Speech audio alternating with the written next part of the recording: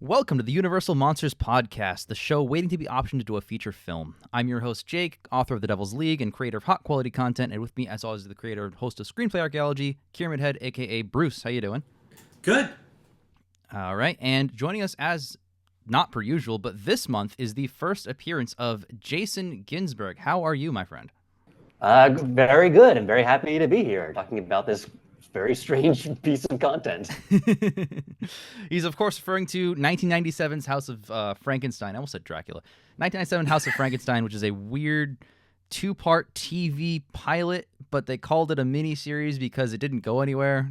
It's a whole thing. It's the main topic, and we'll get there later. But for the context, Jason Ginsburg is a former VIP tour guide at Universal Studios Hollywood. He created At Fake Theme Park, Twitter's longest-running comedy project. Jason studied film and theater at USC and has produced content for Discovery Channel, Science Channel, Home Shopping Network, and Playboy. Oh, I didn't even know that. That's awesome. His first produced screenplay, The Sorcerer Beast, stars Corey Feldman and Jeffrey Combs. That's really cool. And is streaming on Amazon. Jason lives in New York with his wife, whom we met at the break room at Universal.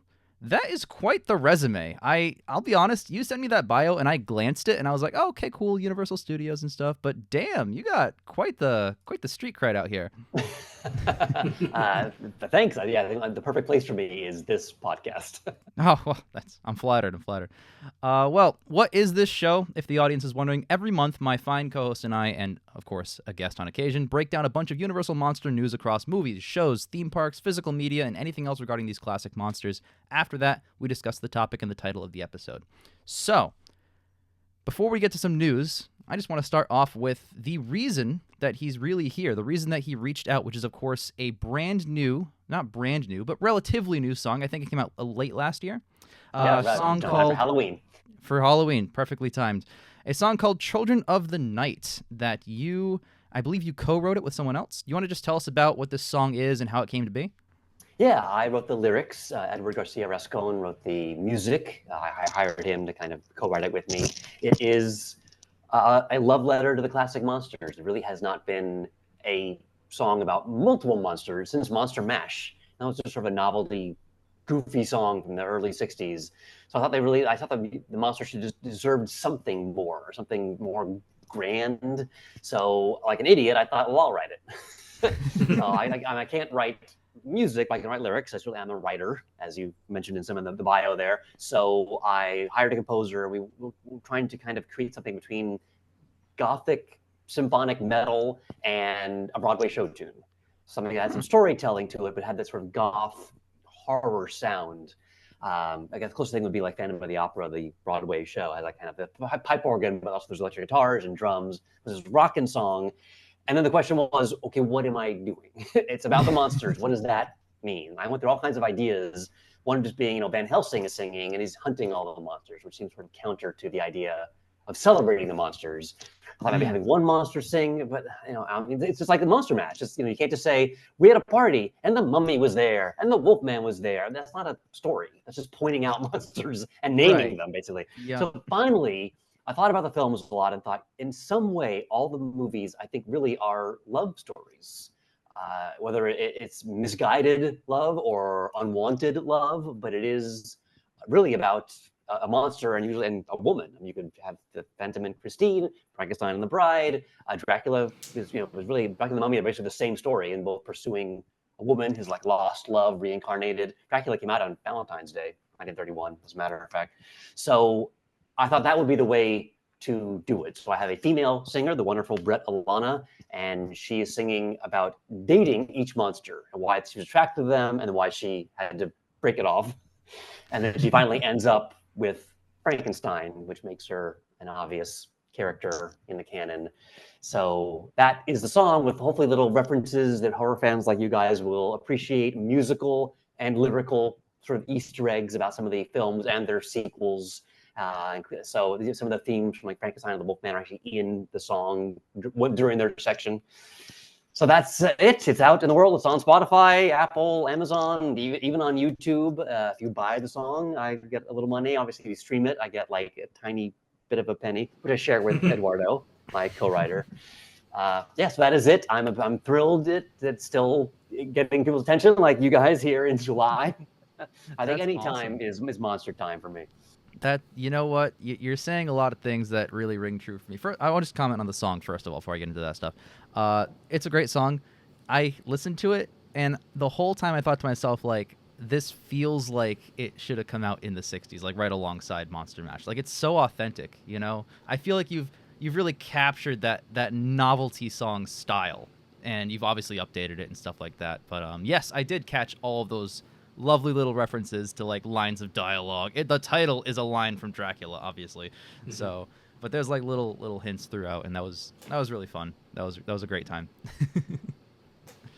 But yeah, you're absolutely right. The monsters do deserve more in today's day and age. I feel like there aren't a lot of monster mashes. My background about myself, because I know you're kind of new to the show, but I started this show as a passion project because I love the characters. I love Dracula, Frankenstein. I love Wolfman stuff.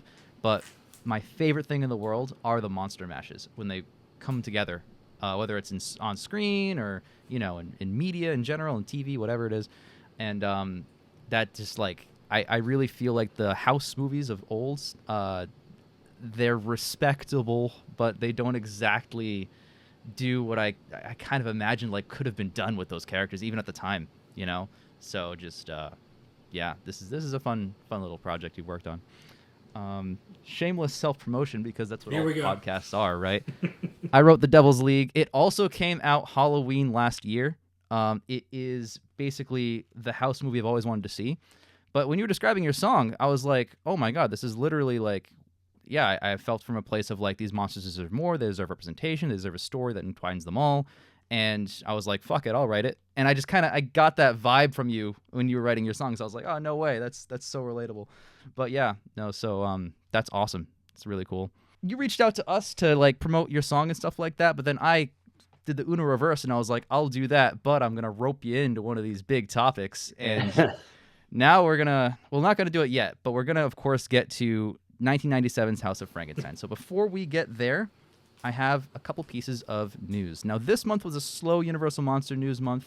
Usually there's like one big thing, but it's just a bunch of little things. We've gotten very lucky the last few months that there was anything at all. We're going to get to I believe I have 3 little pieces of news. One is actually pretty interesting. We'll get to that one at last because, of course, it's the most interesting one.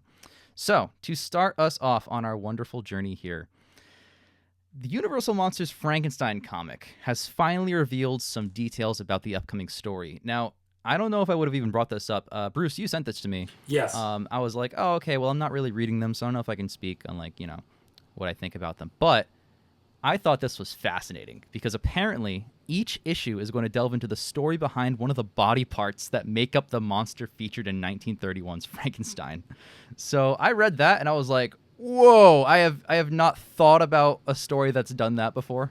So that's like a really cool angle to take. So what do you guys think? I think it's cool. I think it depends on how it plays out. I've been liking the comics Skybound has been doing so far. So, I mean, we'll see how the last issue of Creature from the Black Lagoon plays out, because issue 3 took a weird fucking turn right at the end.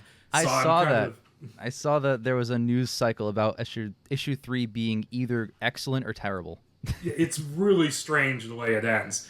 But I'm curious to see what Frankenstein is, because it's different creators every time. I am interested as a storyteller. I assume that I'm thinking Dr. Frankenstein was going to like paupers' graves and was like thieves. So hopefully everyone involved, every body part is from a person who was a villain of some kind, a murderer or a thief. I hope it's not.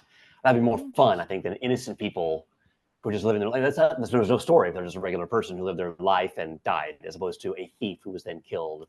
So I hope that's what each story is, some kind of cool criminal of some kind. That actually sounds more. I never picked up on that from the original Frankenstein, that the grave itself was a bunch of like criminals and thieves and stuff. So obviously those are like the most interesting stories you could tell, right? Like, that sounds awesome. Well, we do know what the first one is, because the first couple pages were released, and it's that he's taking the hands from a dead cop, and the cop's son is like sees him rob the grave. So it's going to be interesting to see how that plays out. That does sound interesting. It almost feels like an anthology. Like each issue is like a different unrelated tale, because these dead bodies. They never met each other in life, obviously. They're different time periods and stuff. So that sounds pretty cool. Our next piece of news is that Universal is releasing a new wave of Funko Pops about their Universal monsters. We have new versions of Dracula, Frankenstein, Bride, and Creature all coming soon.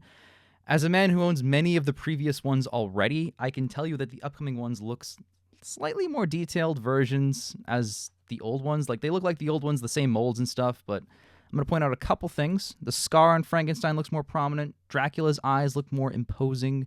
The Creature has more shades of green on him, and the Bride's Marge Simpson hair is more layered. And I like all of those aspects quite a bit, but I don't know if I want to spend $50 getting all 4 of them. I'm kind of done with Funko Pops at this point. Oh, you're getting out of it? I was kind of vaguely into them for a little while, but I don't care anymore. Well, I had a birthday recently, and my wonderful wife got me the complete, unsolicited, it's not even on my list, the complete Burger King toy collection from the 90s, I believe. So I actually have on my desk here. I had some of those. The mummy. You can see that with my background there, who actually, like, you turn the little knob, it opens up and he comes out. Each one does a little something. It's kind of a little gadget. Yeah, like Wolfman howls. It still works. The audio still works. So each one does a little something. I think it's 6 or 7 of them. They're missing the Invisible Man because there's not much to do there. There's the Phantom playing at his organ. That's a little like a harmonica type thing you can blow in and play music. So I have those that I've been cycling through. I don't have a lot of room, so I just do one at a time. And this is the mummy time, as you saw. That's really cool. I like novelty stuff like that because you kind of can't get those anymore. It's kind of interesting because, like, if you go on like eBay, you can type in pretty much any Funko Pop in the world and it'll pop up for some random price. But the Burger King stuff, that sounds like a let's make it once and then never again situation. So that sounds really cool. I'm pretty jealous, actually. That's pretty nice. They were in the packaging too. I actually took them out of the packaging so I could display them. Stealing my heart, Jason. The Invisible Man would just be an empty bag. Yeah, yeah, I guess so. It's a cruel joke, damn it, and they would so do that. But, all right, well, moving on from, of course, fun collectible items, we have the only piece of movie news. Maggie Gyllenhaal's upcoming monster film, The Bride, ! Has an official logline. Now listen to this. This sounds also, much like the Frankenstein comic, a creative new direction.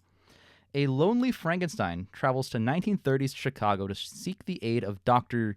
Euphronius in creating a companion for himself. The two reinvigorate a murdered young woman, and the bride is born. She is beyond what either of them intended, igniting a combustible romance, the attention of the police, and a wild and radical social movement. Now, I'm feeling pretty Fronius about this myself. I really like this thing here. I was wondering before they made the movie, like, oh, why are you skipping Frankenstein going straight to Bride? It's a supporting character. But it looks like they are making the first creation a companion, like a literal companion for him. So that's fascinating. I think that's really an interesting way to take that angle. So what do you guys think? It's not bad. Well, it's also not a Universal movie, technically speaking, but That's true. It's in a gray area. Mm-hmm. It's not a bad synopsis. The social movement thing just kind of makes me think we have poor things at home. And have you seen the picture of what Christian Bale looks like? Yes, I don't hate it. He looks like Jared Leto Joker. Look, all right. I kind of like the Christian Bale interpretation. It's not my favorite design of Frankenstein, but I don't know. And yes, you're absolutely right. It's not a Universal monster movie. I don't think we're going to do it for the Monster-thon. Jason, for context, my buddy and I commentated over every single Universal monster movie. It's in a big playlist. It was wild, but we keep doing them. So, like, we recorded Demeter. I think we're going to do Abigail soon, but we're getting there. I don't think it's going to be on the list of ones we do because of technicalities, but Maggie Gyllenhaal has said that it's inspired by Bride of Frankenstein, which I looked it up, is still copyrighted. It's not far enough away legally. So I don't know what the gray area is going on there. So hope she... Yeah, it's strange because that's still like a copyrighted thing. I hope she doesn't get sued is what I'm saying. Another weird thing is that Del Toro's Frankenstein has Dr. Pretorius in it, who is a Universal original character. Is that Universal or is that Netflix? It's Netflix. Yeah, that's what I thought. So they're both going straight for it, like, fuck it, right? Sue me, Netflix. Sue me, Universal. I fucking dare you. I mean, like, when I wrote The Devil's League, I made sure that they were, like, inspired by them, but, like, obviously legally distinct. And Guillermo del Toro was like, I'm going to use that original character right here. So that's pretty funny. But all right. Hey, I hope it turns out good. Jason, are you looking forward at all to Maggie Gyllenhaal's The Bride! Exclamation point? I am now. I'm very happy that it is set in the 30s. That's an important thing. I think we'll talk about with this House of Frankenstein from the 90s, that the difficulty of putting something in the modern day, these kind of characters. Mm-hmm. But yeah, I mean, that's a very cool idea. I think, I think the only thing it trademarked, I believe, is because I dealt with a little bit of this myself in the song, sort of, was that the look of the Bride of Frankenstein. Obviously, Frankenstein, the novel, is public domain, which is why you can have something like I, Frankenstein with Aaron Eckhart and all kinds of versions of Dracula as well. The books are public domain. Right. I think what Universal copyrighted, which I'm sure about this, like the Frankenstein look for another few years, there's like 5 elements, the skull being green, bolt to the neck, the scar, flat top head, that's 4. I forget what the 5th one is, but that's what's copyrighted. Yeah, I mean, in general, you can't. Yeah, I totally understand. You can't look like their interpretation of it. Not until 2027, when that first movie becomes public domain, but we're not there yet. But, well, I don't know when absolutely. the trademark on the makeup lapses, because that's a whole different thing. Right, that's what we're talking about. That, yeah, you can't have the bride with the Nefertiti kind of hair. That won't be allowed, as far as I know. Interesting. I didn't realize that.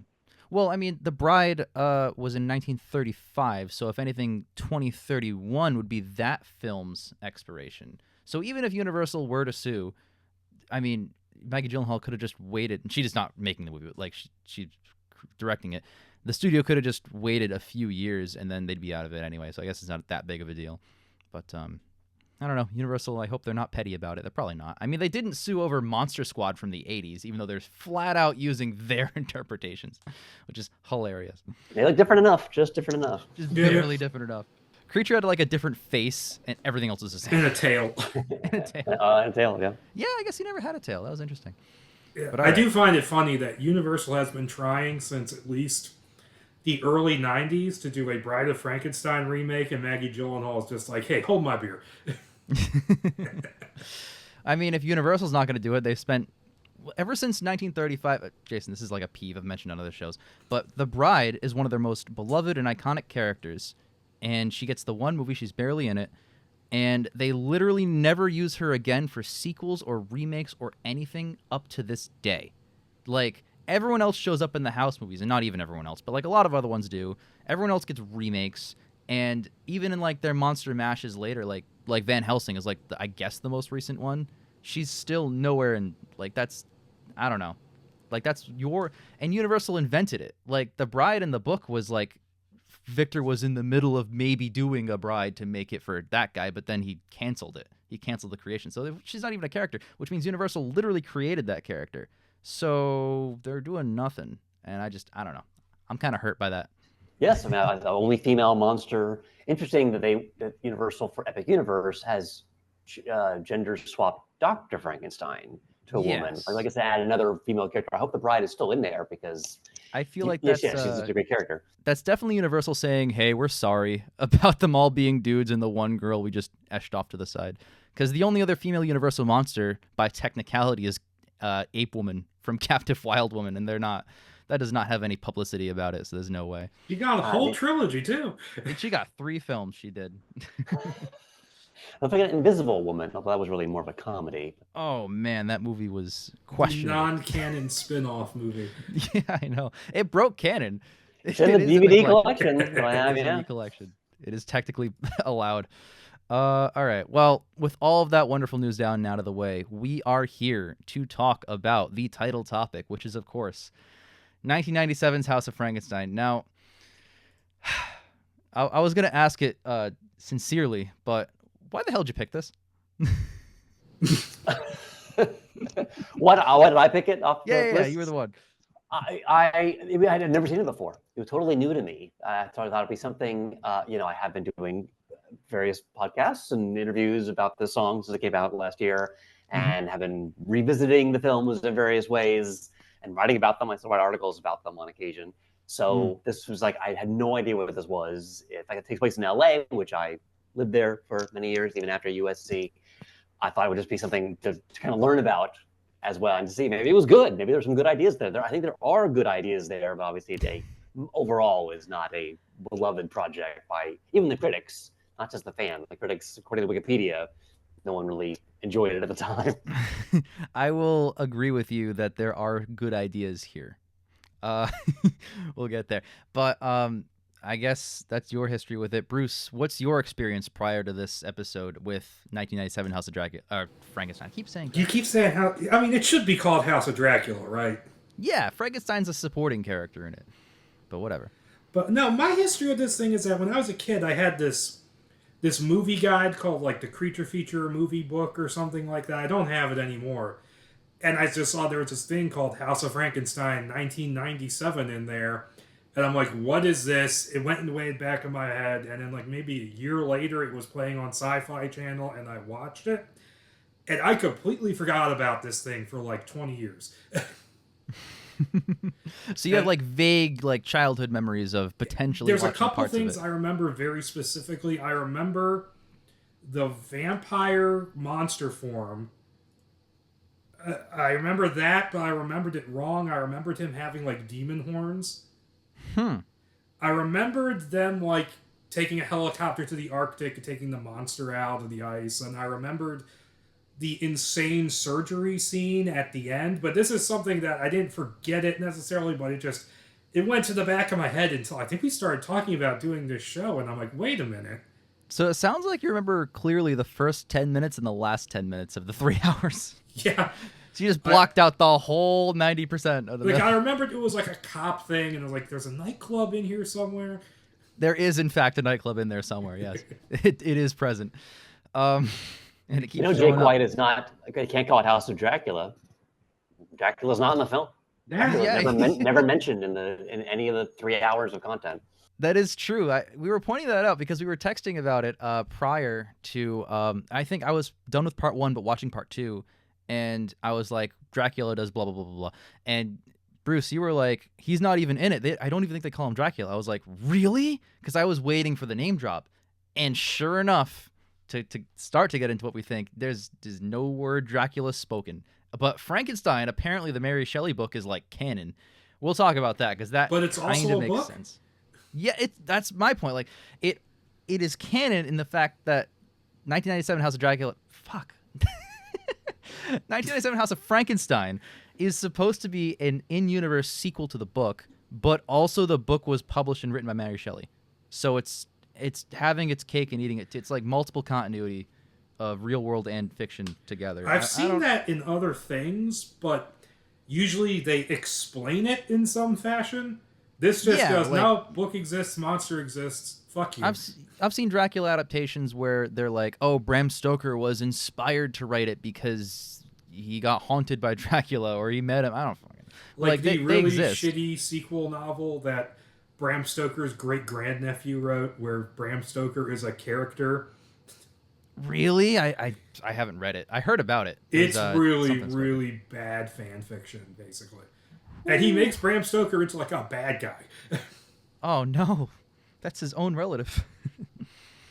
But all right. Well, to start things off, I'll just talk about overall thoughts without going into like details yet, because apparently only 2/3 of us have notes. Not throwing shade, but I am. I'll be honest. It sucked, but it sucked in different ways than I was expecting. Like where I thought this pilot would fail, it actually wasn't that bad.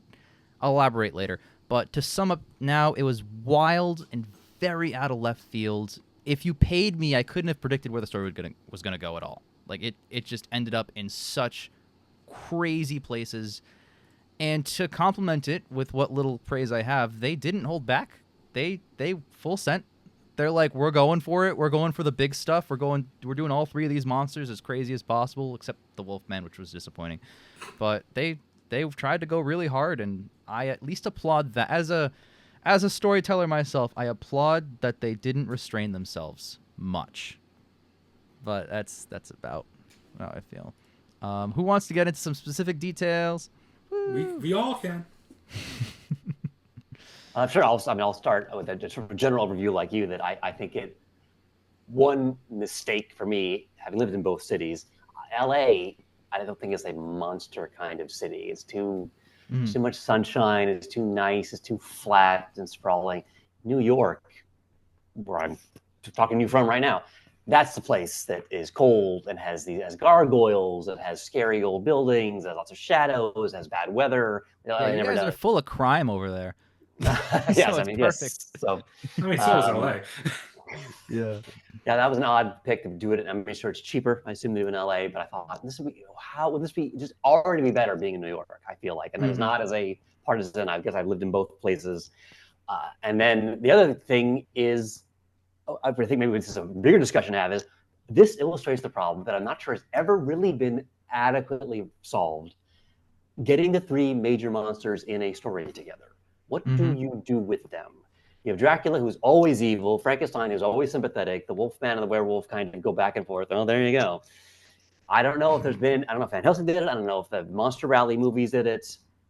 I'm not sure what you mentioned, Frankenstein being a supporting character. Well, why? There were three monsters. Why is he sort of off having his own adventure until the second half when Dracula needs him for something? Not Dracula. Crispian needs him for some reason. It's not totally clear.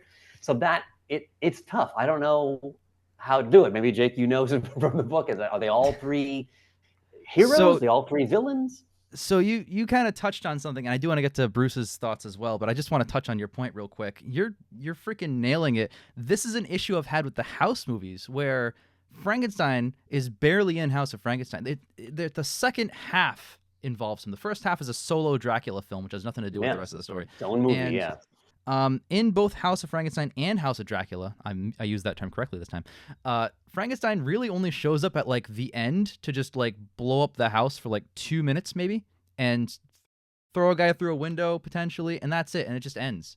And sometimes it reuses footage, and it's like, imagine what you could have done with those characters. But yeah, before I go too crazy with this, because I have a lot to say, Bruce, what are your initial, I guess, overall thoughts revisiting it 20 years later? This was a very weird experience because I didn't remember a lot of this. The best way I can describe this is it's like they took the monsters and stuck them into a very, very long episode of Law and Order. Without all the cool stuff Law and Order has. There's no great theme song. There's no chung chung. It's just cop TV. It's very TV. Very 90s TV. I've seen worse, I want to say. Like, this didn't, like, insult me or anything at any point, but it's just kind of lame. It's terminally lame and kind of boring for a lot of it. I'll get into more details later, but it's just, it exists. I'm kind of glad it exists because it's such a weird thing, but... It does, yeah. Yeah, I mean, I will say the monsters are actually woven into a plot together for the most part, but they're still not together really. I mean, we'll get into the details later, but they did that one thing slightly better than the original House of Frankenstein. Yes. It's so slightly too. It's not even like they've improved everything. It's like it's just there's a little step up, and it's for this one stupid situation. But no, you're absolutely right. Lame is the word of the day. I feel like it was trying so hard to be like dark and badass, and it exemplified, with the diegetic thing. The dude's voice, the detective, every line of dialogue is spoken like this. And you just know that like this actor probably sounds like some like 20-year-old white dip. Probably sounds like me talking right now. It's like, hi, I'm the actor. But he's doing this like cool impression of what he thinks a cool guy sounds like. You can tell because whenever he has to raise his voice or yell, his voice completely changes. Yes, and it drops. He drops. He's like, what are you doing? The rest of it's like, I'm a dark, troubled cop who's only been tracking this killer for a week and they expect results. How the fuck am I supposed to do that in only a week? I don't know why his captain's so mad at him too. Like, dude, investigations take time, man. Like, I don't know what he's. Whatever. Well, that does lead to one of the funniest parts in part 2, but I'll wait for that. Sure. I just want to add real quick. There's a part I wrote down specifically to finish off the voice point. There's a part where the detective. There's actually 2 parts. There's one where the detective calls for the main girl. This is after she gets his number or whatever, and he calls the girl, and her friend picks up, I think at her office, which is questionable. The friend was just gossiping about him to her other friend prior, and she goes, hello? And he goes, yeah, is the girl there? And the friend goes, no, she's away from her desk. May I ask who's calling? who else has the fake Batman voice in this show? Like, it's just him. How do you not you were just talking about how, like, oh, he's so dreamy, which he's not. He's just a dude. But and then the other thing I wanted to write down was I think it was in part 2 where, or was it in part 1? I think it was late in part 1. Yeah, it was late in part 1 where the detective is reading a story to, I think, his kid. His nephew. Kid does not show. His nephew, yeah. His nephew does not show up for the rest of the thing, I don't think. Oh, they do show up in part 2. There's a whole subplot that goes nowhere. Yeah. Oh, right, yeah, I forgot about that. So there's a very intentionally funny scene where the detective is reading a story to the nephew, and he's like trying to make him fall asleep. And I wrote down the dialogue. He's got the children's book out and everything. It was not such a hollow world, after all. I had to like pause it. I was laughing so hard at that. I was like, this is not the intent. Right at the end of part 1 too. Yeah, it was towards the end. That got me. I wish you guys were in the room with me. I was losing my mind. What did you guys think about the main character? How she just turns into a normal wolf, which isn't that far from folklore. 90s budget. Fair enough. Budget is also a word of the day here. I mean, I'm glad they didn't try to do any special effects with that, because that would have just looked really bad. No, they stuck to their morph effects and were like, this is fine. This is all we need.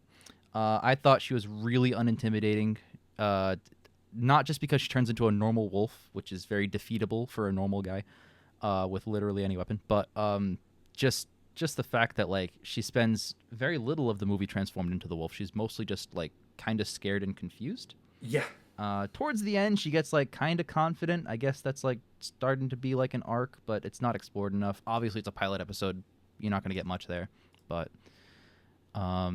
yeah, I don't know.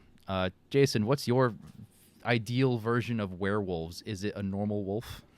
That's interesting. You know, I think even the trope originator, to use that term, in the 1941 film, if you recall, Lon Chaney, Lawrence Talbot gets bitten by a regular wolf, and then he becomes the Wolf Man. And yet, but how is the wolf? Are werewolves wolves, or are they people? That. Yeah, he fights off a wolf and gets bitten. That's what it is. So that means that, because I think it's Bela Lugosi who plays the guy that bit him. So that means that Bela werewolfed into a normal wolf, but then bit him, and he werewolfed into an actual, right? That green is werewolf. Exactly. Whatever that may. I never thought about that. And let's be honest, he turned into a German Shepherd. He did. He did. And then Larry Talbot has like a perm or like an afro. It's a whole ordeal. But I never considered that. So I guess in that universe, in Universal's original canon, there's multiple types and it's just random. It's already a little odd, yeah. I thought to take a positive, the makeup, certainly the Crispian as a fallen angel, as a demon, was pretty cool. I think there was no budget spared there. I think the Frankenstein look was pretty, in the former too, of how to kind of make it look like Frankenstein without doing the total flat top. Because people weren't really sure what he was. People in the film were sort of like, he looks homeless. He looks like a junkie. He's not the obvious Frankenstein. No bolts, for example. So I like that. It was an interesting choice to have an actual wolf, because you're right. That's not very. There's no way to even emote or there's no way to do any acting. Wolf is going to attack you. It runs towards you. It runs away. Yes, that's it. There's no talking to it or anything. So 100%. that robs it of that. In fact, also if you're thinking of, maybe there's a larger point to talk about it, is if we just gave you this idea with these three monsters, what do you want to see? What do you like? Okay, the Wolfman is going to be in a 3 hour of programming. How much do you want to see the wolf? How much do you want to see the transformation, getting bitten, the silver bullet? I feel like they didn't do that much with her, Grace. That's Terry Polo's character. I feel like it was, by having it just be a wolf and not having her being transformed very much, or even the wolf that bit her. We didn't see that very much at the beginning. It's sort of like you're leaving things on the table. Here's your chance. You have these three great monsters. What would you want to see them do? Want to see all three of them fight each other? They don't really do that. They sort of do. Two of them fight. They were all in the same room, I think, only at the very, very end and in the basement where he was trapped. Yes. They were actually all three together at one point. Isn't that the point? I mean, the poster is all three of them. So, thank you. The rider. Yeah, I've said enough. You know what I'm saying? No, 100%. That's like my whole, like they made that the original House of Frankenstein has that poster that's all together and it lists them like, it's like a freaking like, look at all our guys together, and they're not together. And it's like blatant false advertising. But no, you're absolutely right. And to piggyback on your points a little bit, Creature was designed really well. You're right. People would just think he's a homeless guy. I really appreciate that in classic Universal fashion, somehow reviving a corpse gives it superhuman strength. He throws a car across the street at one point, which is pretty funny. That was pretty cool. But I really did have a fond appreciation. Otherwise, he's just a dude who's ideally should be kind of weak because he's a corpse. But I'm glad they gave that to him. They added some interesting lore with that, where he doesn't have blood; he has electricity flowing through him. Yeah, that was don't cool. think about that too hard, but yes, that's a pretty cool, cool explanation there. The design of the demon. I mean, look, in concept, it's very cool. But every time he moved his head, the ears like wiggled, and it was very noticeable. And whatever coolness it had, genuinely, it just took me right out of it. I was like, no way. Yeah, that was very clearly where all the budget went, and it wasn't much. Not enough to keep it steady when he turns. But yeah, no, that was I don't know. I feel like whatever parts of this were genuinely like attempting to be interesting, I feel like it shot itself in the foot sometimes, and a lot of that's the production's fault, again, with how the execution was. Jason, you're a writer, you don't always have full control over the final product when it comes out. I mean, that's just how these things go. I wonder how much of that was I wonder where the fault on that goes, I guess I'll just say on that, in terms of being a production. They say there's 3 movies. There's the movie you write, the movie you shoot, and the movie you edit. And it changes along the way. I wonder. People say things like, "Yeah, this script was well written. I never saw the script. We just saw what was on the screen. I'm not sure what was changed until they published the screenplay." Yep. As a reviewer of movies myself, I'll even add, like, when I watch a movie and I think the writing is really bad, I'll point that out. But it all comes from a place of like, I never read the original script. I'm only watching what's on screen here, and I'm judging it. Like I'm imagining the scenes happening, like the pace and the flow and the dialogue, and I'm like, okay, this is what would be written, and I'm criticizing that. But even that's may not necessarily be what the writer did, unless you're Matt Sazama and Burke Sharpless, in which case you guys suck. While we're on the subject of this, I felt like one thing I wanted to ask you guys is, even as a viewer, but even more as a writer, seeing a movie, any movie, I always at the end of the film, I think, what was the bad guy's plan? What was he trying to do all along? And then the story, and the hero changed it. The hero challenged him, and the villain adapted. But occasionally it doesn't work. So let's start at the very beginning of this. There's 3 murders they're investigating. Why? Why was the vampire killing people in a way that was unique enough to get the attention of the LAPD and the media on him to go, someone is killing people in this insane way?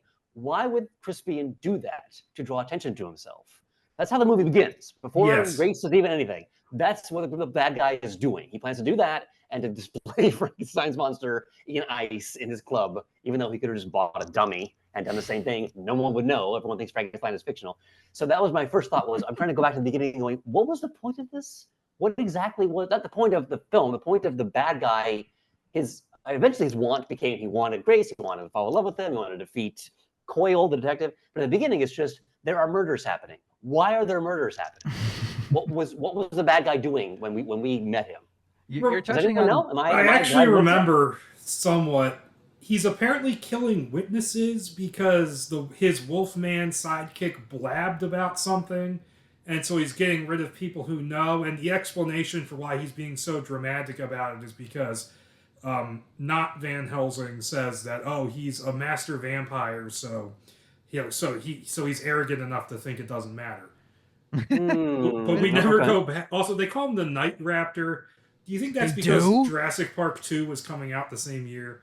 The Night Raptor? Midnight Raptor, yeah. Yep. I missed that part where they called him that. I would have written that down so fast. It's because they stopped talking about the whole murder thing after a while. They do. And to kind of hop on both of your points real quick, yes, the motivation of the villain, Bruce, you were saying that the story intertwines them all. You're technically right, but only because the villain has 3 separate motivations. Yes. He wants to kill all these people. He wants to capture Frankenstein unrelated and display him because you're right. People do think he's fictional, so it doesn't even matter that you actually have the real guy there. You can just have like a bust.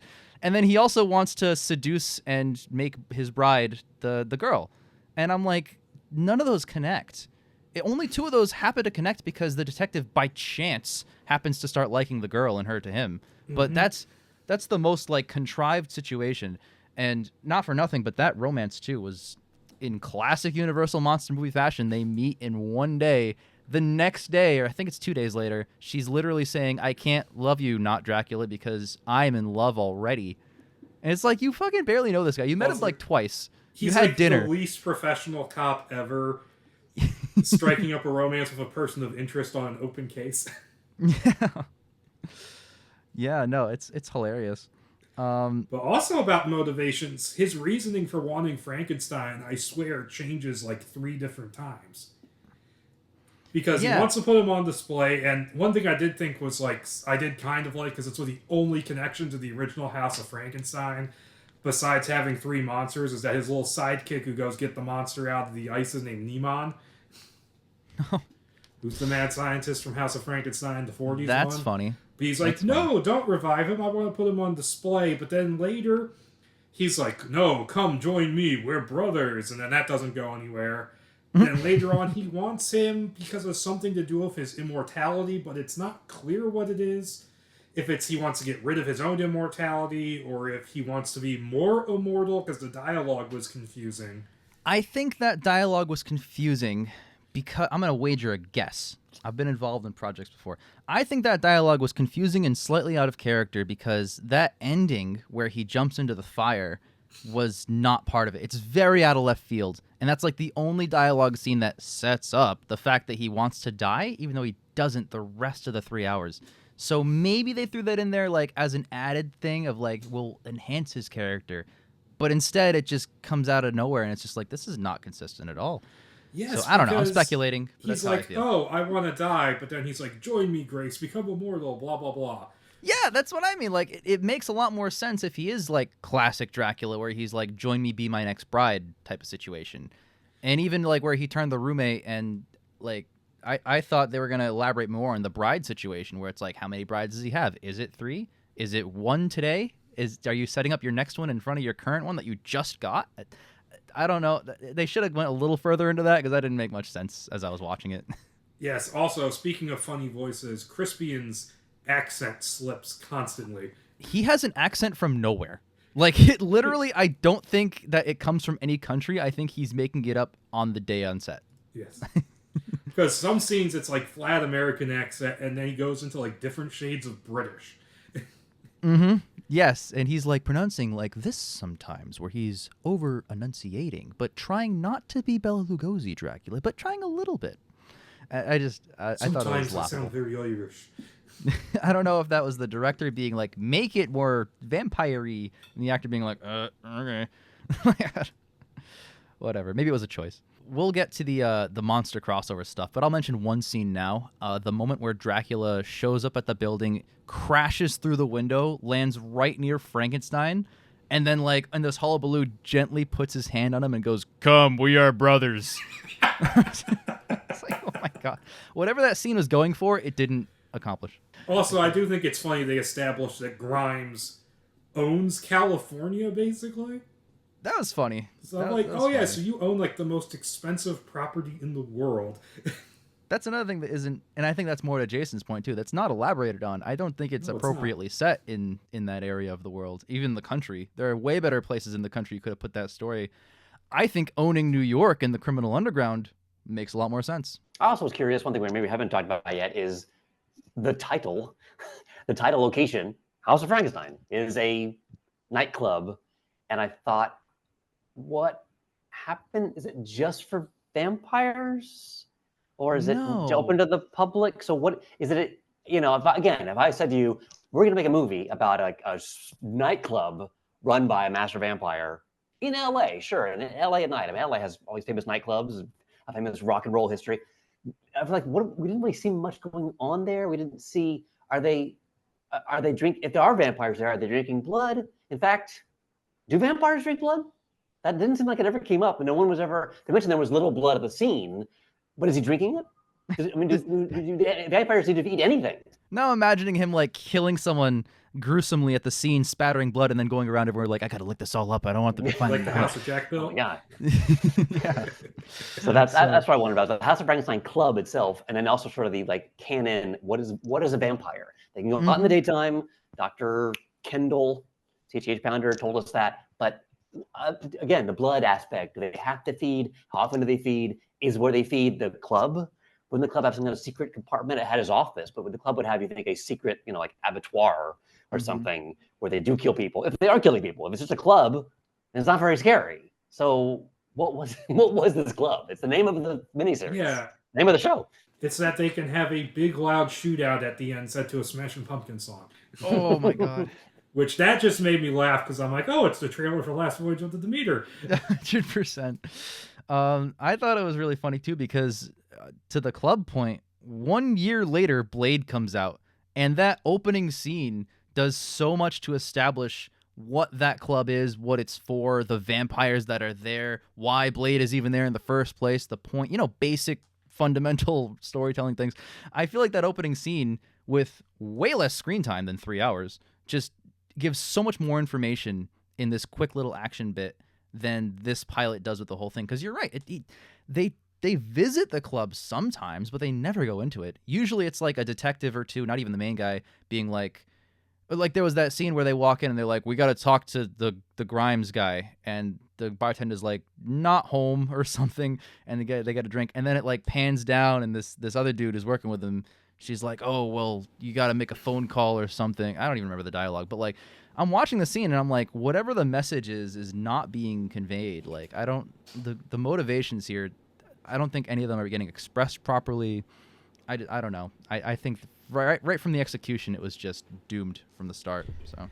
And, I mean, it kind of makes sense a vampire would own a nightclub, but then they established that these vampires can just walk in the sunlight. Yeah. So inconsistent. That kind of removes the point. I guess you just wanted that sweet extra revenue stream. Yeah, well, you gotta to afford owning California. Are you kidding me? That's like the most expensive part.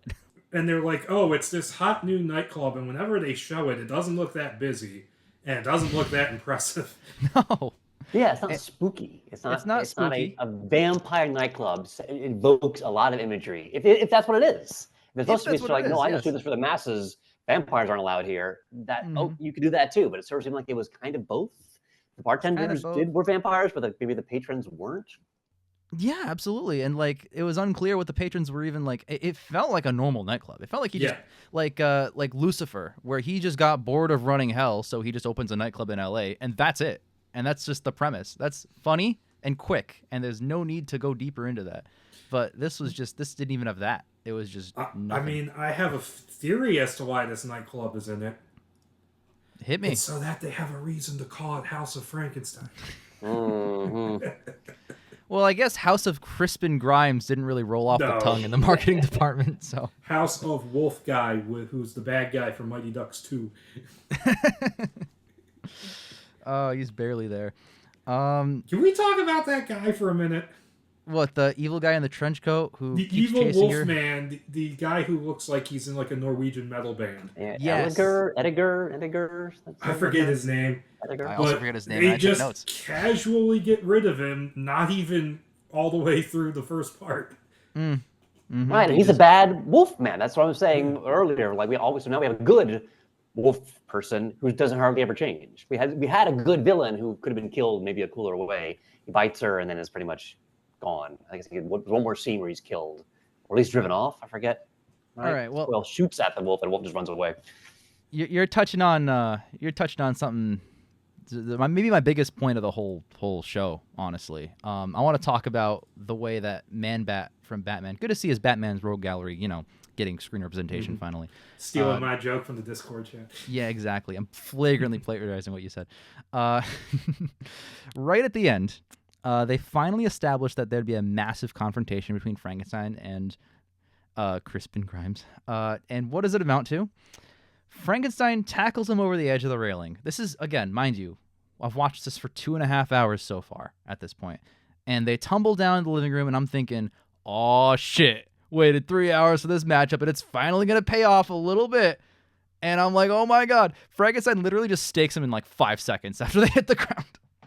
Man, that didn't even get up after he fell down. He's just laying Yeah, they're both stunned. They're both like, they just lie there for a moment as they're regular people who would be stunned. Yep. By that And kind of fall. they landed side by side, and I'm thinking, like, what a perfect setup. Let's get right into it. And Frankenstein just goes for Armand, I think his name is. Armando. Yeah. Done. So then, to elaborate a little more, right after my disappointment, plot twist, Man-Bat's fine again. He shows up real quick and throws Frankenstein into the fireplace, then pulls the stake out of his own chest. And I'm like, okay, you dropped the ball earlier, but this is where you're going to make it all worth it. Nope. And then he just disappears. Like, not even like he flies away. Oh, he crashes through the window and vanishes. Like, no, he literally disappears with a jump cut. No effects, no nothing. He just gone. What a waste of whatever character they thought they had. Like, oh my God. And then, of course, he's off to the helicopter or whatever. And it's like, no one cares about the humans. This might have been a case which you probably shouldn't do, but I feel like you could, as a filmmaker, start at the end. You know, I'm going to have the Wolfman and Dracula and Frankenstein fighting in a mansion, and then work your way back to get there. Movies do this. You know, there's movies based on one action scene. We want to have a big fight on a train, so get Indiana Jones on a train because that's the trailer. And occasionally, sometimes it works, sometimes it doesn't. So obviously, it's only a good story, but I feel like that's the kind of thing of they were sort of just going along thinking, what would happen next? That's good. What would happen next is people want to see these monsters all fight each other and be badass, and more vampires in the club, and vampires drinking blood, and wolfmen who are actually wolf people and not just wolf. So that's where I feel like what you're saying is there was this cool fight that was like, well, this is the end of an episode, so we'll just have them do a pretty basic fight with no stunt coordinating, nothing like that, as opposed to, no, we're all building up to this 8-minute fight that is, because the whole reason of this is to have these three monsters fighting, and they change size, they pick different size, and who knows what's happening. That's what I would have liked. I mean, at least Van Helsing, sort of gave us that at least. A lot of fighting in that. Yes. So yes, this guy gets it. Finally, someone. But Also, I have to say that was the weakest vampire staking I think I have seen in anything. yes. Ugh. I don't know if they And did then slow motion apparently or if he's just staking that isn't slow. enough. You have to burn him, and then Frankenstein's monster takes all fucking night building up the bonfire. Just to get thrown into it, mind you. yeah. With his back to the vampire too. Like, I'm sure he won't come back to life, just lying there. Yeah, Frankenstein has questionable levels of intelligence as it goes on. It's like really like articulate and smart, and then he's just like, I'm fine. Like, I don't know. But yeah, you're absolutely right about like the point of doing it is so that you get to see them interact. As far as this goes, technically they do. The problem is, like you were saying, there ain't much monster in this monster show. Most of the screen time is characters speculating about monsters. Like, who cares? But I will say there are two notable scenes where they interact with each other. I think I've talked about one already where he crashes through the window. That is laughably stupid. I'm not going to note that as a positive. But the scene where, I have nothing to call him but Man-Bat, captures Frankenstein, and he's in that, like, pillory thing, the dialogue between them is actually strong, which blew me away. I was like, wow, that's, like, kind of what this whole show should have been. Where, like, he's kind of, like, they're just having a conversation. It's like a quick 2-minute thing, and they're just, like, sharing their viewpoints, and the motivation gets a little muddied, like Bruce was saying, but at the very least, you got that. And that's cool. That's really interesting to me. And then it's all overshadowed by the fact that they're stupid enough to think that the monster is going to be hurt by electricity. Yes, that was something that, like, the first thing I thought of weird pull is Thor Ragnarok, when Thor has the shock things on his neck, and it's like, you're the god of lightning. Why are you affected by this? But they played it straight. Whereas this one, Frankenstein did the cool thing where he's like, I'm so affected, and then he just cuts to the other guy dead. He's like, yeah, no shit, I'm running on electricity. They knew that. It's like, oh, that was great. That was really clever. But of all the things that this thing did wrong, that's the correct way to execute that. That's awesome. So I like that a lot. There are a lot of lines that the actors chew really hard. Like in the precinct when they were talking to the chief captain, one of them was like, yeah, the DNA analyst came back and the DNA was half dog. and half man. And then the girl goes, like a werewolf. It's like, oh my God. And then the chief captain laughs harder than I was laughing in real life when I was watching that. So that was fun. I don't know. There's like unintentionally funny aspects to this. Not enough to like revisit it in any real way, but like, damn, there's some bits. It was enjoyable. That is a problem. Again, I'll keep coming back to this, of putting it in the modern day, which I understand. Kids these days don't want to see something in the like we'll see with The Bride in 1930 Chicago, you said. But in things like Dracula, there are more characters who believe in this stuff. Mm-hmm. If you're in Transylvania, in whatever time it is, I'm not quite sure if it's 1931 or 1897 when the book came out. It's not really clear because Europe back then there were still horses. The Universal movie has to be 31 because you can hear cars in the background at one point. Yeah. Oh, okay, interesting. So, and that's just what Transylvania was like in the pre-war era. It's a lot of horses and carriages. But the idea that it took every one of these characters so long to come to the idea of, okay, they're vampires and they're werewolves and they're all real. Whereas something like, I think in the original films, it was a more credulous people that were like, this is a vampire. We know we have this lore and he's doing these things according to our legends, as opposed to having to fight. I felt like there was at a certain point, you're like, just leave it already. For God's sake, and I don't know if we have that, it's interesting that, like, I'm going to go off on a tangent here, but the idea that Frankenstein, the book exists, but not apparently the movie, and not apparently Dracula the book or Dracula the film, which seems so odd to me. So it's interesting that at least they allowed Frankenstein to exist in universe, because so many films like this are like there's he had 2 puncture wounds in his neck and no blood. So must be some kind of psycho. No one says, oh, like a vampire in the vampire movies that we all know exist. Like in the horror movies don't exist. Yes. So you get to Scream. No one acknowledges these things are part of folklore and legend. Somehow it would ruin it somehow. So I like the fact that at least they acknowledge Frankenstein, but that's as far as they go. Otherwise, they just go, well, vampires can't be real, werewolves can't be real, obviously. And it have to be pounded into you 80% of the way through the film with both the detectives say, all right, we're going after this werewolf now with silver bullets. We're all going to carry crosses. That's like, yeah, I know you're just the pilot, but could you have gotten there faster? And so we could stop stop saying no. That's not good storytelling. Let's go all together. Mm-hmm. Yeah. You bring up a good point there about, I never thought about does the Dracula book exist? Did Bram Stoker write it? If not, how do they know so much about vampires? Are vampires just real and that's cool? Or I would assume the book Dracula in universe exists, but does that also mean that the events happened because the events of Frankenstein happened? So, right. And they never mentioned Dracula. What's he right. doing? They didn't never say the word Dracula in the whole thing. Never once. Even though you'd probably be like, oh, he's a vampire, like that very famous Dracula that happened. Because Dracula, not for nothing, but in the book Dracula, he's a nobleman. He's a count. So he's not unheard of. He's a normal guy. He's not normal at all, but he's known as a guy before he dies as a vampire. So he would be famous in that regard in the context of Dracula future sequel, whatever. So I don't know. There's a lot they don't do or don't talk about at all.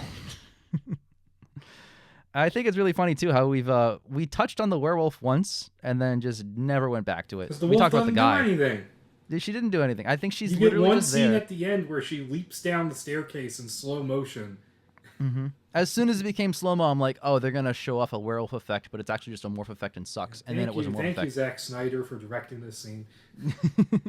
And invented some more new canon here is that if you kill the wolf but can revive the person, you can save. That is not in any lore. Nope. It wasn't even mentioned in the story. I think Coyle just made it up. Just sort of thought, let's try this. Once he shot her, I thought, what? Well, you just she's cursed forever. I'll just shoot her and give her a merciful death. No, he had a plan, and the plan was not ever explained to him by anybody. He just thought of it, and it worked. But it's not in any of the other movies or in the legend. Yeah, even the doctors were surprised by that. Yeah. No, you mentioned that, Bruce, a while ago. That surgery scene is chaos. That whole thing should not have happened.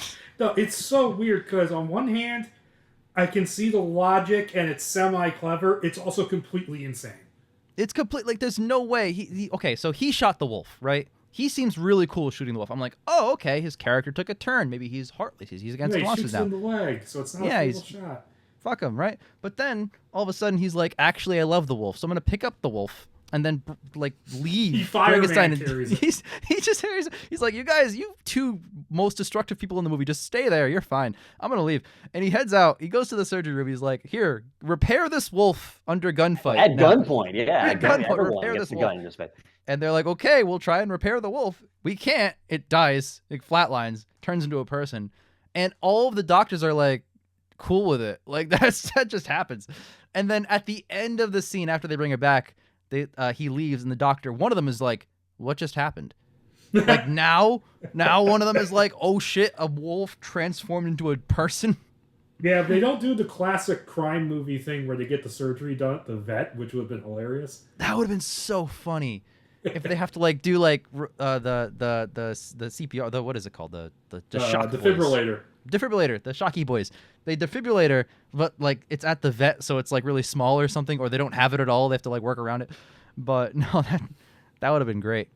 But they did not do that, not even a little bit. They made this chaotic scene that the more you think about it, the more questions are just not going to get answered about it. I mentioned the ending and how it was out of character. I don't like the storytelling behind it either, because not Dracula chases the girl down, tries to seduce her. This is after the 2 disappointing non-fights, by the way. And then badass detective shows back up, and they exchange horrible dialogue. So Man-Bat just willingly jumps into the fire. That, like, he didn't even have much cool to begin with, but they just neutered what little badass nature he had.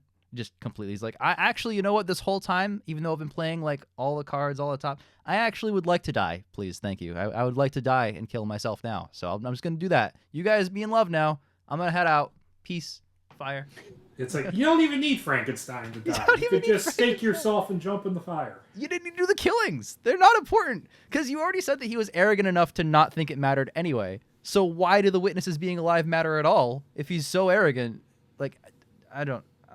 Also, I have to talk. The vampire POV shots, which are a mix of Predator vision and the POV vampire stuff from the Lost Boys, and it looks so funny. It looks great. It's so funny. Yeah, like heat vision, sort of, supposed to be like something like that. Yeah, heat vision plus FLIR kind of thing. I feel like I would rather have normal people vision that's not that good in darkness than have that vision, because I can't see anything. It's just neon and lights, and everything's just like overstimulate. I'm like, that's why the club looks so good. Like, the club's great, and everyone's like, no, the club looks terrible. What do you think it looks beautiful because your vision's all messed up? Yeah, he's got club vision 24/7, no matter where he is. That would be amazing. Also, everything from after he leaves the mansion is hilarious. Because the scene where he attacks the helicopter and the professor is like, no! And then he like blinks out of existence and she falls out of the helicopter. Yeah. And then you get the whole Coyle's like, boss, I gotta go save her. I need backup. He's like, no, you don't get backup because I'm the biggest asshole captain in all of cop TV. And then all the cops turn in their badges. Because again, the captain still doesn't believe him. After all this, he still doesn't believe there's vampires, there's werewolves, there's my Frankenstein monster. I know. That's like an ongoing trope, and yeah, it can work in like some pieces of fiction where like monsters are being introduced for the first time.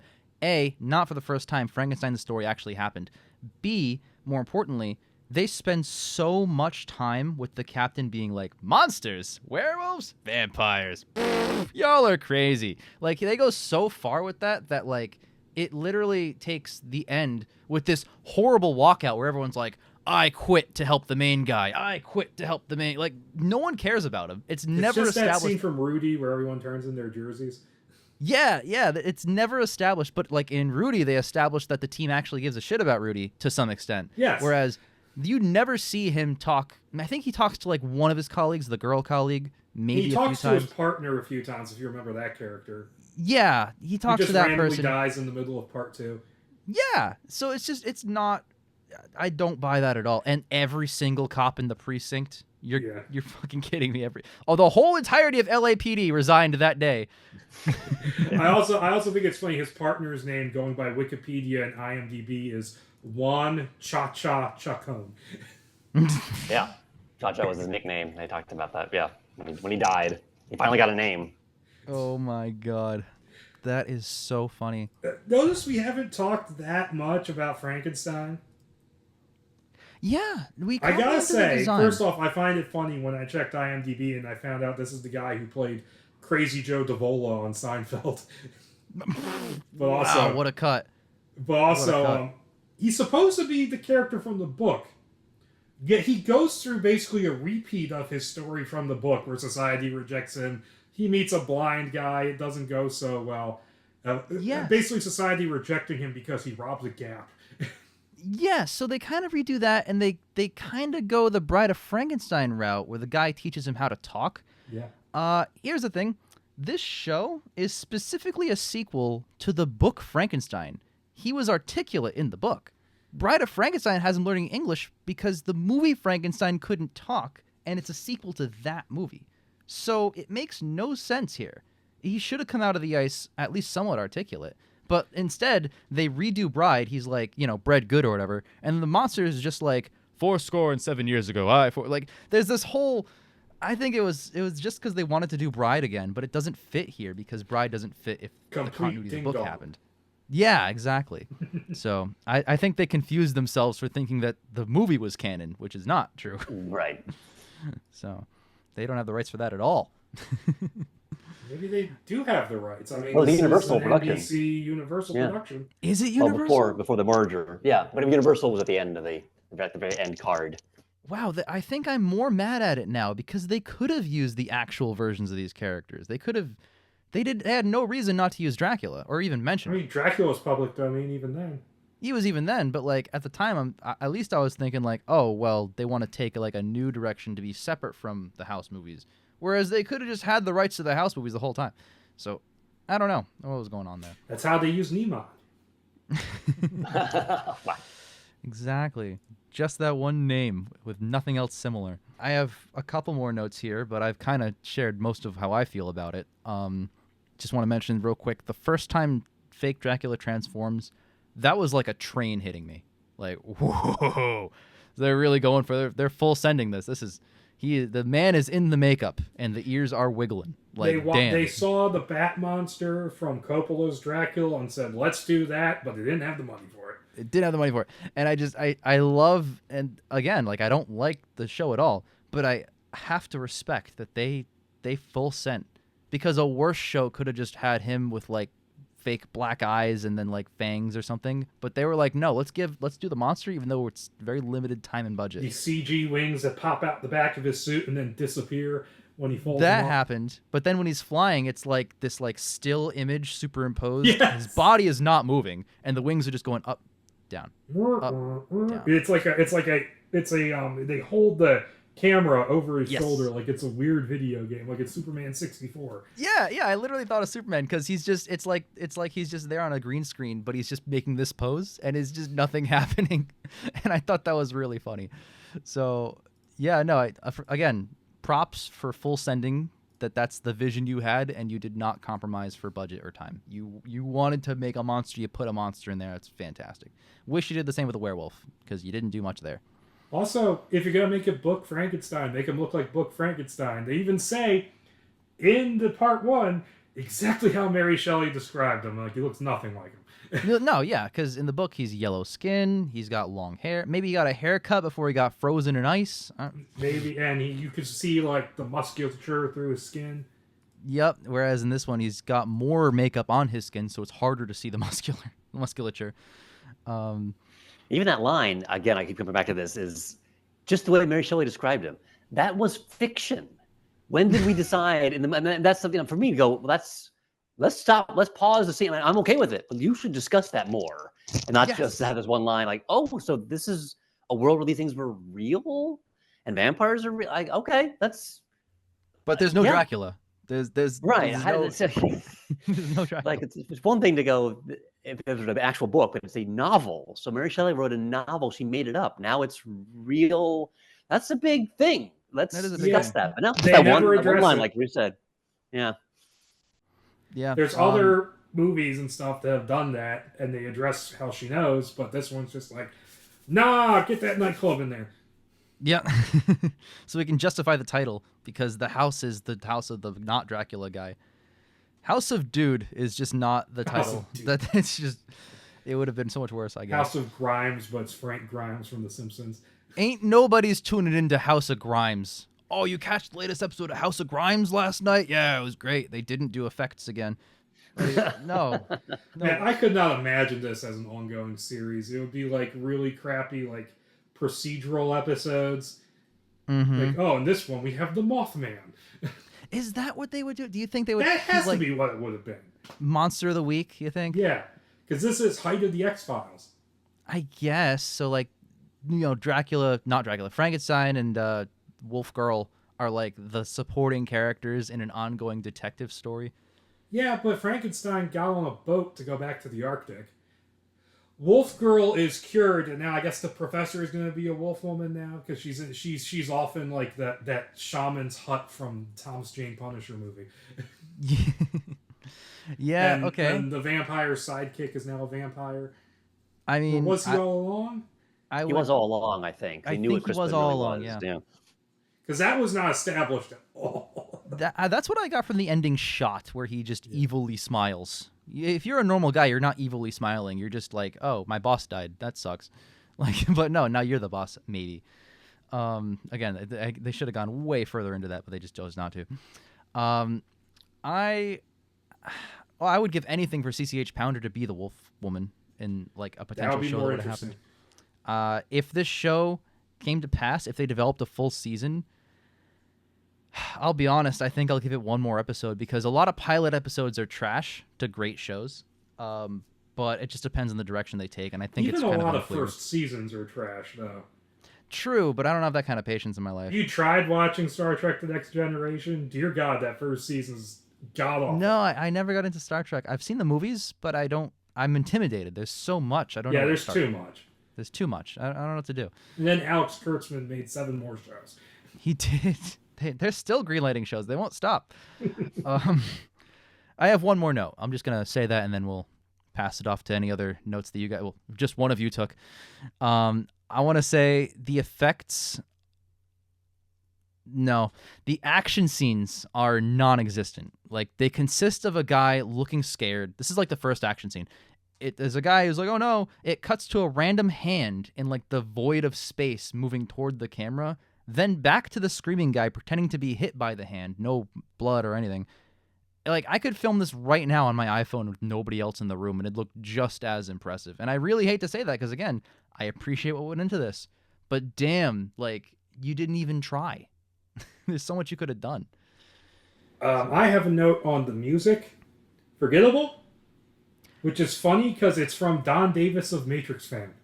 Don Davis of Matrix fame. Funnier that you're singling that out. Emmy nominated. The only nomination was the music. Oh, I didn't know that. Yeah. Must have been a slow year at the Emmys. Yeah, I know. I believe it's Dies Irae that they play over and over again. I mean, it's those four satanic notes, or the witches' notes. Yep. Da, da, da, da. So yep. We didn't invent that. That's been around for possibly 1,000 years, I think, like ecclesiastical music. Right. But it is notable that, yeah, the score got nominated, but the most iconic part of it, like you're saying, isn't his. He just used it, and he got a nomination for an Emmy for that. Let's do Chance in Matrix 3, because that worked so well. It got me an Emmy nomination. Oh, yeah, the other thing about the music is a lot of choral, choir, which helps elevate it when it is actually kind of cool and spooky, and when it's not, it just sort of feels bombastic and trying too hard when there's nothing happening. Why is there this giant choir playing like it's, the end of The Godfather or something like that? Yeah. Some elegiac thing happening. No, but it was cool at times. It gave you the feel. It's one thing. It's sort of like harken back to the old movies because you are in modern day, in color, in LA. But at least at times, music was okay. We're going to try to make this sort of operatic. I give credit for that. I guess sort of the Emmy, Television Academy. I love how all of our compliments are like, wow, this aspect is mostly pretty good, despite all the other things. I'm out of notes. Jason, what notes do you have left? And then we'll go to our final thoughts. 2 short ones. We've kind of touched on them a bit already. I think I want to emphasize the idea of someone's been bitten by a werewolf in like the third scene of a 2-night episode, and all we really get is her hearing. It gets better. She can hear people talking in the office. She can hear the phone from 10 feet away. She hear the phone, and I think her Felicity, her roommate, is there and saying, "Oh, you can hear things. I didn't hear that. You can hear things that we can't now with your wolf hearing." So even any movie would do this better. Anyone could do now they're ravenous for raw meat, and now they, I don't know, something they can run really fast. They have better eyesight at night. Movie ever. Yes, One so they like did. There was a movie from the 90s called Wolf with Jack Nicholson. Oh yeah, I was gonna bring that up. It was also contemporary in the like set in the modern day, and he had super good hearing. He had the smell. He could tell that his girl was cheating on him because he smelled her clothes when he smelled James Spader on her. He did, which is very funny. But and then he pees on James Spader. Yeah, everything you're describing is that movie, and it's not even like the best movie ever or anything. But it's a decent watch. It's all right, and like yeah, you're so right. They did not touch on anything that a werewolf could or would do, other than that. There's like one scene where she hears really well, and it's about flirting, and it's like who cares? You know, also in the mansion, she hears like the door or something. She says, "What was that?" Felicity says, Yes, you can hear things that we can't because you're changing." The longest transformation in maybe because the moon wasn't full, but it just made her sort of into just a typical female victim character with not a lot of agency. How many times is she kidnapped and carried by either one of the two antagonists or the protagonists? She's carried a lot, which is not. So I feel like you made her a werewolf. Let's do cool things with that. And only really at the end that we talk about where she runs around a little bit in wolf form. That's it. That's all we get of someone. Why does she just, why even bother? She's just like the female who needs to be saved, like every other monster movie in the 30s and 40s. And yet you made her the Wolfman. You made her a werewolf. Do something cool.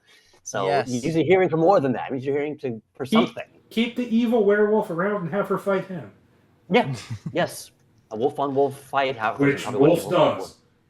There you go. Yeah, I think even Van Helsing does that at one point. There's another wolves fighting each other because Van Helsing becomes a werewolf. Hey, to spoil that from 20 years ago. Werewolves don't fight each other, but werewolf fights Big Dracula at the end. That was exciting. Right. Van Helsing as werewolf does. Yeah. Also, Van Helsing werewolves are like maybe the coolest ones because they're these huge, these jacked things. Like in contrast to a normal wolf that snarls every other shot. Like that thing, I'm terrified. If that thing's running at me, I'm not trying to fight back. I'm not even running. I'm done. What the hell are you doing? Nothing. You're doing nothing. But I mean, you can do turns into the four-legged wolf. Well, just look at American Werewolf in London. Yeah, but that's not a normal wolf. Yeah, that's like a huge thing. Well, it changes size depending on the scene. But... That's true. I haven't seen In Paris, but I hear that it's significantly worse. There's some kind of interesting ideas in there. The main thing I always remember from American Werewolf in Paris is because the werewolves, they force the change with like a drug and a syringe, and there's this female police detective who's obsessed with like people being on drugs. And she finds the syringes and goes, "See, I told you, drugs." That's so funny. But yeah. Yeah, to sum it up, and I guess I'll kick things off here with my final thoughts regarding the project. Oh, before I get to that, real quick, we mentioned it off recording, but there is one shot. It's a couple shots. It's like a 30-second or less scene where all three are together. And it's Crispin, the werewolf girl, and the creature, and I'm thinking, oh my god, what's gonna happen? And it's involving him trying to get the creature to kill her to prove his allegiance to the guy that he says he wasn't allegiant to. And that is inconsistent on like 3 different levels because again, he's trying to seduce her. The Crispin is trying to get with the girl and make her the bride. Why would he want there's so many inconsistencies, but if he wants the Frankenstein monster for the science of his body, why does he care about his allegiance? Yes, there's another layer right off the top there, so it doesn't even matter. And that'd be another example. Go on. He's just definitely not intending to display him in House of Frankenstein as like a like a prop. So no matter how you slice it, none of that scene makes sense. None of the dialogue makes sense. I'm literally just pointing it out because, hey, that never happens on screen. It totally should more often.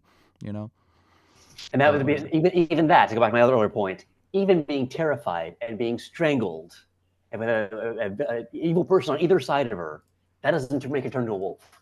That doesn't like cause a Hulk out wolf. You think, wouldn't that make her eyes glow or something? That Frankenstein's like, oh shit, she has power within her. Yes. But no, she's just being strangled and being hiding and not being any wolf-like at all, not using any wolf skills. No, but what does prompt the wolf transformation is this weird stage slap, which did not connect at all, and she flies backward.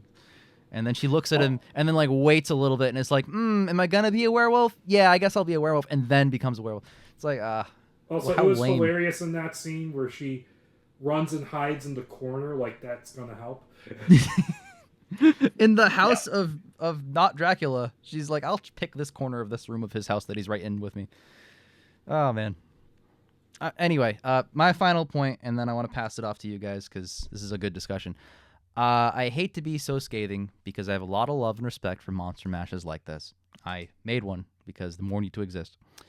We need more of them in Hollywood, but at my absolute most generous, I have to give this a 1 out of 10 with what little I liked about it, keeping it away from a flat 0. I can't give it a 0.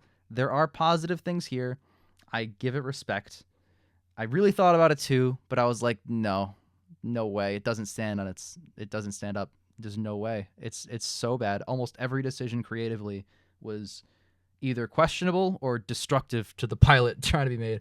So I don't know. I really only like that they didn't hold back with the character designs and trying to make it big. And that's it. I would give it if we're doing a 10-point scale, a 3 out of 10. I'll give a little more credit for getting some interesting ideas for even the attempt, as you say, of putting these three monsters together. I was thinking towards the end, going, it's not really scary at any point. And I think, well, maybe it's 90s primetime TV couldn't be scary. And then, like Bruce said, there's the X-Files, which terrified me, every other week with something really creepy, really spooky in the early seasons, not a big budget. It wasn't a big hit at first. It was in the modern day in color, and sometimes it was in sunny places. Obviously, it was always actually Vancouver, but they were pretending to be Tucson sometimes. And so you can, there's no excuse. It doesn't matter of budget. It's lighting, it's cinematography, and dialogue, and even some character design. 90s TV can be scary, and this just did not achieve that. So I can't even give it the credit for that. The way it was shot is not going to be scary. Yeah, well, the X-Files was. That was exactly the same time, as Bruce points out. So I think the only part that was mildly scary was just because it was a shock, was when he first transformed. He's just like having a conversation, and like mid-line, it's just, whoa, my dude! Whoa!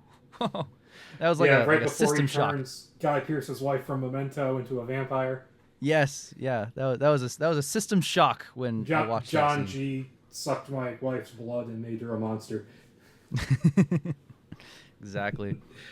Bruce, out of 10. Final thoughts? I'm giving it a 2. Okay. Because one point is there was some amount of effort put into this. Not a lot and not enough, but there was some amount. Point 2 is for how funny some of it was. Specifically that helicopter scene at the end where CCH Pounder is like, oh! It was unintentionally funny at many points. Was it intentionally funny at any point? I don't think so. I don't think they sort of acknowledged. I think they were talking about when their monsters are real. There was some of that of like, come on, monsters aren't real. They sort of were acknowledging their own, kind of winking at like, yes, it's hard for people to understand werewolves and vampires in the modern LA, but that's about as far as it went. I think with people kind of scoffing at vampires. I don't know if I would call that funny so much as that got me thinking. Like the in-universe logic doesn't track, so I think it would have been funny if like there weren't so many problems with just the implications of that. But, also, it's funny that she's like this accredited professor and she keeps getting brushed off by the cops. That's like all of her role in part 1 is, don't you listen to me? No, crazy woman. Well, hey, look, high scores are on the board, 1, 2, and 3. Yeah. So like a combination someone would have on their luggage. Exactly. If you add up our scores, it is a 6 out of 30, by the way, because you have to add all the average scores. it, 2. That's rough. No, this is not it. The only reason I found it was because I was doing research for the Devil's League and I was trying to find all examples of monster mashes, specifically in movies and TV, because there's like way too many books. That's why I made another one. So there's so many of those, but there aren't a lot of that specific situation where you have multiple types of monsters together interacting and stuff. And I watched basically every instance of it that I could at least find. I looked at a lot of like Wikipedia lists, TV tropes lists, and I got down to the nitty gritty. And this popped up, and this was like 5 years ago when I first thought about doing this idea. And I put it on. I don't think I watched part 2. I watched like most of part 1, and I was like, no way. If anything, it motivated me. I was like, I can do this way better.